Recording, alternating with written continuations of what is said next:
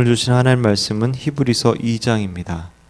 히브리서 2장 말씀 교독하여서 읽겠습니다.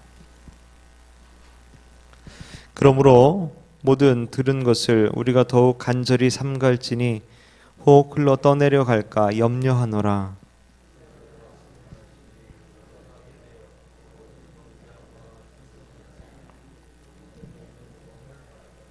우리가 이같이 큰 구원을 등한히 여기면 어찌 피하리요. 이 구원은 처음에 주로 말씀하신 바요 들은 자들이 우리에게 확증한 바니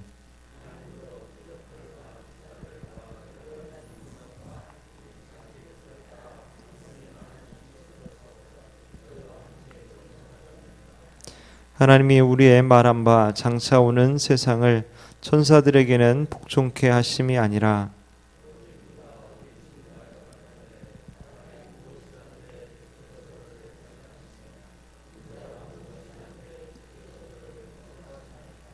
저를 잠깐 동안 천사보다 못하게 하시며 영광과 존귀로 관 씌우시며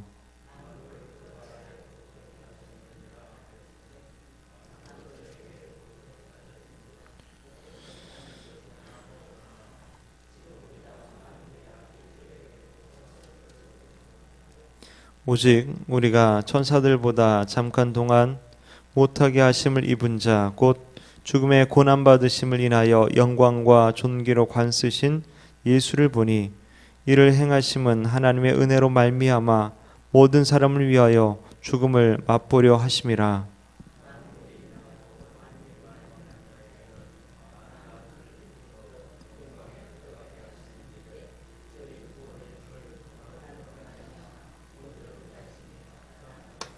거룩하게 하시는 자와 거룩하게 함을 입은 자들이 다 하나에서 난지라.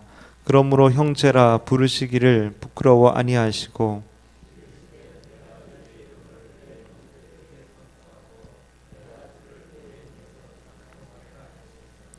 또다시 내가 그를 의지하리라 하시고 또다시 볼지어다 나와 및 하나님께서 내게 주신 자녀라 하셨으니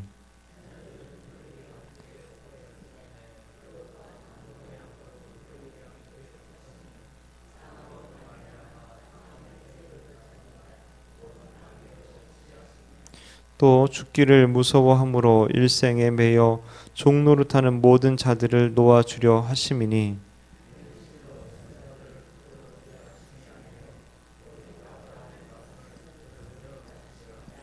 그러므로 저가 범사의 형제들과 같이 되심이 마땅하도다.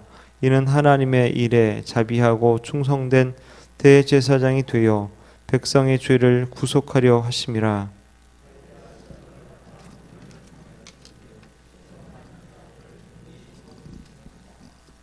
아멘. 가끔 액션 영화를 보면 악당들이 비행기나 또는 배나 버스에 폭탄을 설치해 놓고 사람들을 협박하면서 다 죽이려고 할 때 경찰이나 또는 정보요원이 그곳에 몰래 들어가서 목숨을 걸고 시간과 싸우면서 폭탄을 해체하고 사람들을 살리는 것을 볼 때가 있습니다. 어떤 영화는 사람들을 다 탈출시키고 혼자서 폭탄을 감당하면서 죽습니다.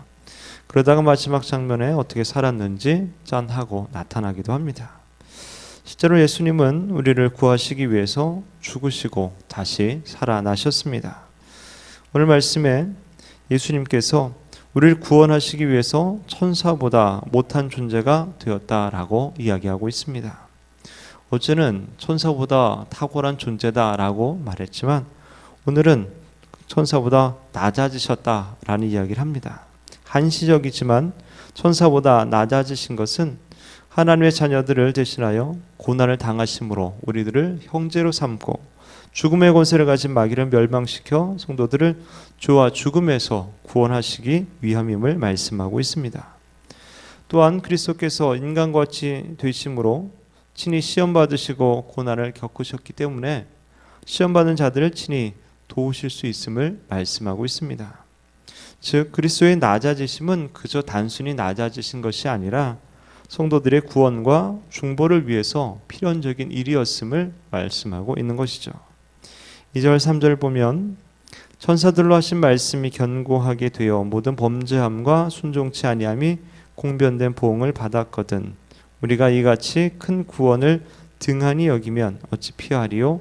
이 구원은 처음에 주로 말씀하신 바요 들은 자들이 우리에게 확증한 바니. 구약의 이스라엘 백성들은 세상에서 가장 복을 많이 받은 백성들이었습니다. 그들은 하나님의 백성으로 택함을 받은 그런 자들이었고 하나님의 말씀대로 순종하기만 하면 늘 승리할 수 있는 그런 자들이었습니다. 즉 이스라엘 백성들이 하나님의 율법 말씀에 순종하면 복을 받고 평안하고 잘 될 수 있다라는 것이죠. 하지만 율법을 버리고 우상을 섬기면 저주를 받게 됩니다. 하나님의 말씀은 축복도 성취가 되지만 저주도 성취가 됩니다. 결국 이스라엘 백성들은 하나님께서 천사를 통해 주셨던 율법의 말씀을 업신여기고 또한 귀찮게 여김으로 말미암아서 저주를 받게 되고 멸망을 당하게 되었습니다. 그러나 우리가 믿는 복음, 구원의 복음은 구원의 은혜는 천사를 통해서 주신 것이 아니라 하나님의 아들이 직접 사람이 되셔서 우리에게 주신 것입니다. 누구든지 믿으면 구원을 받게 되지만 믿지 않게 되면 가장 귀한 보석인 구원을 놓치게 되는 것이죠. 또 그것은 결국 영원한 저주를 받게 되는 것이기도 합니다. 어거스틴은 이런 말을 합니다. 하나님의 아들이 사람이 된 것은 사람들로 하여금 하나님의 아들이 되게 하기 위해서이다.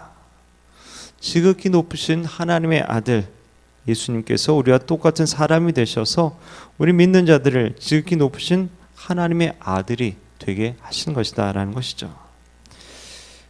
그것을 위해서 천사보다 잠깐 동안 못하게 하던 그런 상태가 되었다는 것이죠.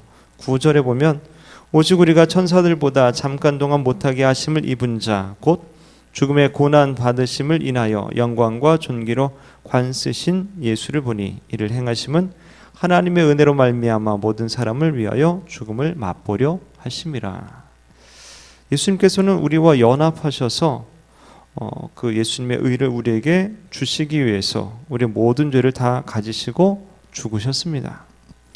그리고 예수님 부활하셨을 때 우리 모두가 다 하나님의 아들로 하나님의 자녀로 살아난 것이죠.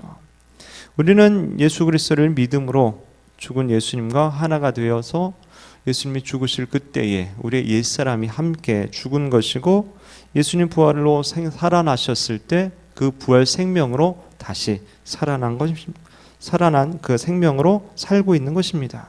그래서 지금 우리는 죄인으로 살아 있는 것이 아니라 하나님의 아들 예수 그리스도의 부활 생명으로 살아가고 있다라는 것이죠.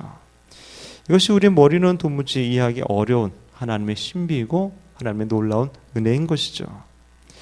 이런 구원의 감격과 감동으로 우리가 살아가야 되는데 과연 그러고 있는지 돌아볼 필요가 있습니다. 만약에 우리의 삶에 구원의 감격이 없다면 그것은 왜 그런 것일까요? 한번 생각해 보니까 우리가 얼마나 심각한 상태였었는지 그런 인식이 없어서 그런 건 아닌가 생각이 됩니다. 우리 옛사람의 비참함을 알고 그 죄의 심각성을 깨달을 때 비로소 우리가 받은 그 구원이 얼마나 놀라운 은혜인지 감격을 하게 된다는 것이죠. 그렇다면 원래 인간의 모습은 어땠을까요? 14절 15절 보면 자녀들은 혈육에 함께 속하였음에 그도 또한 한 모양으로 혈육에 함께 속하심은 사망으로 말미암아 사망의 세력을 잡은 자 곧 마귀를 없이 하시며 또 죽기를 무서워함으로 일생에 매어 종노릇하는 모든 자들을 놓아주려 하심이니. 주를 믿지 않는 자들은 죽음을 너무나 두려워한 나머지 그 죽음의 노예로 살고 있다라는 것이죠. 세상을 살면서 내가 사랑하며 살던 것을 두고 떠나는 하는 그 심정은 아마 누구나 해도 힘들 것입니다.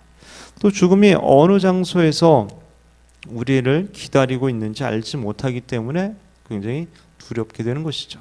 더 두려운 것은 죽음 이후의 세계에 대해서 우리가 알지 못할 때에 그것은 우리 인간으로 하여금 더욱더 두렵게 만든다라는 것이죠. 인간은 동서고금을 막론하고 죽음의 공포에서 벗어나기 위해서 여러 가지 노력들을 많이 했었습니다. 그래서 고대 이집트의 피라미드라든지 또 비슷하게 우리나라의 고인돌 같은 거라든지 아니면 진시황제가 불로초를 찾기 위해 노력했다라든지 말이죠. 마찬가지로 오늘날 많은 이들이 건강에 관심을 갖고 몸에 좋은 것을 찾게 됩니다. 그런 이면에는 죽음에 대한 두려움이 어느 정도 깔려 있다라고 볼 수 있다라는 것이죠. 그렇지만 인간의 노력이 죽음에 대한 충분한 해결책이 됩니까? 그렇지 않습니다. 의학기술이 제 아무리 발달하고 세심하게 건강을 돌본다 해도 한 번 죽는 것은 사람에게 정해져 있는 것이죠. 변하지 않는 진리인 것이죠. 그렇다면 죽음과 사후세계에 대한 해결책은 전혀 없는 것일까? 그렇지도 않습니다. 가장 현명하고 확실한 방법, 바로 예수 그리스도를 구주로 모시는 것입니다. 왜냐하면 예수님은 죽음을 이미 정복하셨고 그로 말미암아 믿는 자에게 부활과 영원한 생명을 허락하시기 때문인 것이죠. 그래서 주를 믿는 자들에게는 죽음은 더 이상 공포의 대상이 아닙니다. 잠시 후에 깰 잠과 같은 것이고 이 땅의 모든 고통이 짐이 벗고 영원한 생명과 안식으로 들어가는 그런 과정일 뿐인 것이죠. 그렇게 두려움을 이기게 해주신 주님께서 또한 이 땅에 살아가는 우리들을 위해서 시험받는 고통받는 모든 자들을 또 능히 도우신다라고 말씀하고 있습니다. 18절에 보면 자기가 시험을 받아 고난을 당하셨은즉 시험받는 자들을 능히 도우시느니라.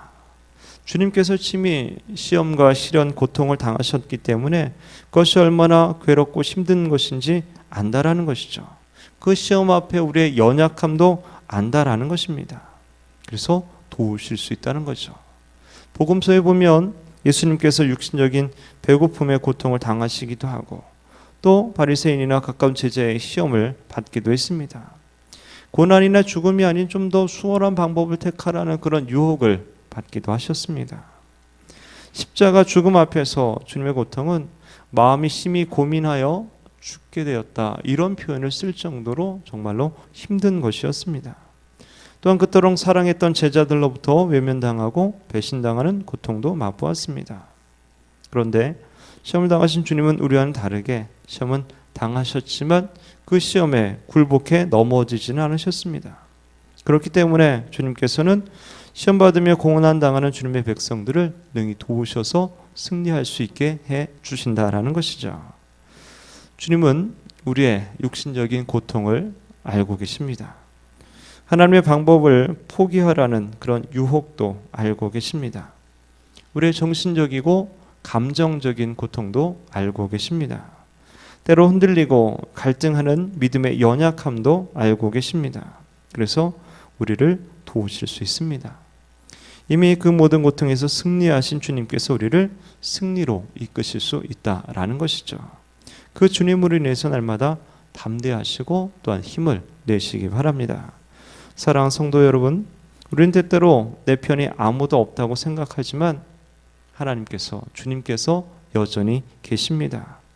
그래서 우리는 더 이상 죄와 수치의 무거운 짐을 지고 갈 필요가 없습니다. 더 이상 죽음을 두려워할 필요가 없는 것입니다. 우리의 모든 고통과 시험을 이미 아시는 주님께서 우리를 여전히 도우시기 때문이죠. 바라기는 죽음을 이기신 예수님을 생명처럼 붙드시어 날마다 승리하는 저와 여러분 되시기를 주님의 이름으로 축원합니다.